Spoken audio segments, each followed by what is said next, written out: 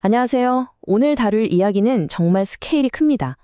미국 전 대통령 입에서 한국 기업 이름이 딱 튀어나오면서 시작된 엄청난 프로젝트. 바로 하나와 미 해군의 파트너십 이야기인데요. 이게 그냥 배 몇 척 만들고 끝나는 그런 얘기가 아니에요.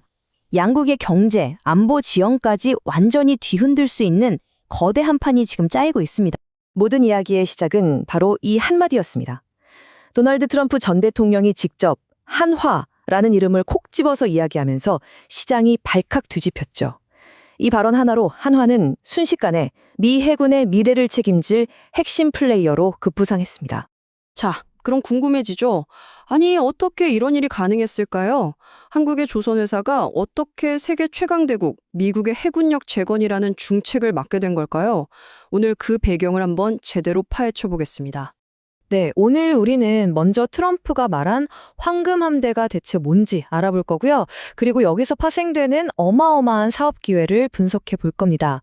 또 미국이 왜 한국의 도움이 절실한지 그 현실적인 문제도 짚어보고 마지막으로 투자자 관점에서 이 모든 상황을 어떻게 봐야 할지 결론을 내려보겠습니다. 자, 첫 번째, 황금 함대 구상입니다. 이름부터가 아주 거창하죠? 이건 그냥 배 좀 더 만들자 이런 수준이 아니에요. 지금 인도태평양에서 무섭게 커지고 있는 중국 해군을 향해서 우리도 가만히 있지 않겠다는 강력한 메시지를 던지는 거고요.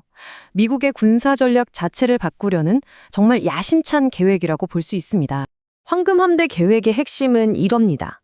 냉전 시대에나 볼 수 있었던 거대한 전함을 트럼프급이라는 이름으로 부활시키고 최신형 호위함들을 새로 만들고 여기에 잠수함을 포함해서 수십 척의 배를 더 추가하는 겁니다. 말 그대로 해군력을 폭발적으로 끌어올리겠다는 거죠. 그렇다면 이 엄청난 계획에 도대체 돈이 얼마나 걸려 있을까요? 지금부터는 숫자를 통해서 한번 보시죠. 이 파트너십이 왜 그냥 협력이 아니라 업계의 판도를 바꿀 사건으로 불리는지 말입니다. 규모가 정말 상상을 초월합니다. 미국 조선업을 다시 위대하게, 이름도 참 그렇죠. 이 마스카 프로젝트에 한국이 약속한 투자 패키지만 무려 1,500억 달러. 우리 돈으로 환산하면 220조 원이 넘는 돈입니다. 이 거대한 계획의 한가운데 바로 한화가 있습니다. 한화는 이번 협력의 핵심 기지가 될 미국 필라델피아 조선소, 이른바 필리 조선소에만 50억 달러, 약 7조 4천억 원이라는 엄청난 돈을 직접 쏟아붓기로 했어요. 여기서 정말 기가 막힌 전략이 하나 나옵니다. 바로 투트랙 전략인데요. 이건 뭐랄까, 최고의 두뇌를 가진 미국과 최고의 손기술을 가진 한국이 만나는 것과 같아요. 핵심 기술과 설계는 미국이 제공하고 빠르고 효율적인 생산은 한국의 노하우를 해결하는 거죠. 그래서 미국 잠수함은 미국 땅에서, 한국 잠수함은 한국 땅에서 동시에 만들어낸다는 겁니다. 트럼프가 왜 수많은 나라와 회사들 중에서 딱 하나를 지목했는지 그 결정적인 이유가 바로 이 말에 다 담겨 있습니다. 다른 무엇보다도 한국의 신속하고 효율적인 건조 능력, 한마디로 속도가 필요했던 겁니다. 당장 빨리 만들어낼 수 있는 능력이요. 그런데 여기서 이런 의문이 들 수 있어요. 아니, 세계 최강 미국이 왜 굳이 한국의 도움을 받아야 할까? 그 배경에는요, 사실 미국의 자존심에 큰 상처를 낸 아주 심각한 문제가 숨어 있습니다. 바로 미국 조선업의 쇠퇴죠.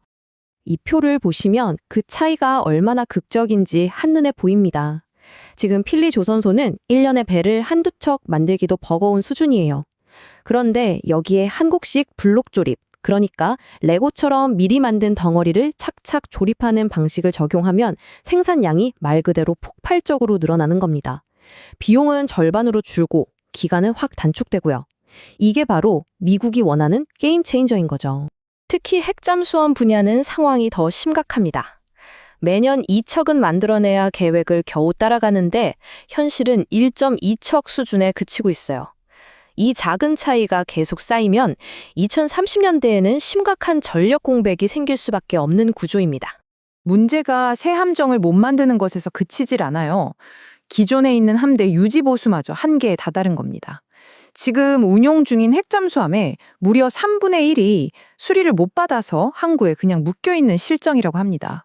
하지만 이렇게 장밋빛 계획이 발표됐다고 해서 바로 다음 날부터 배를 만들 수 있는 건 당연히 아니겠죠?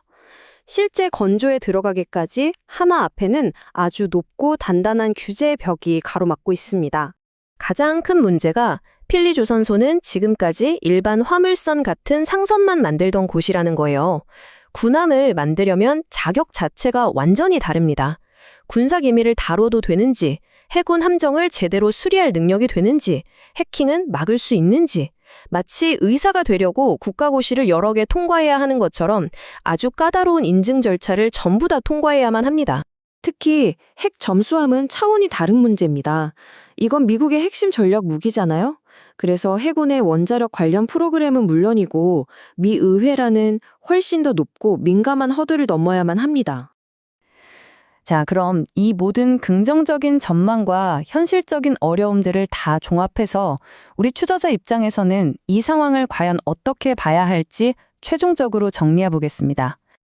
그러니까 가장 중요한 핵심은 이겁니다. 이건 단기적인 주가 등락에 흔들릴 프로젝트가 아니라는 거죠. 애널리스트들의 이 말처럼요.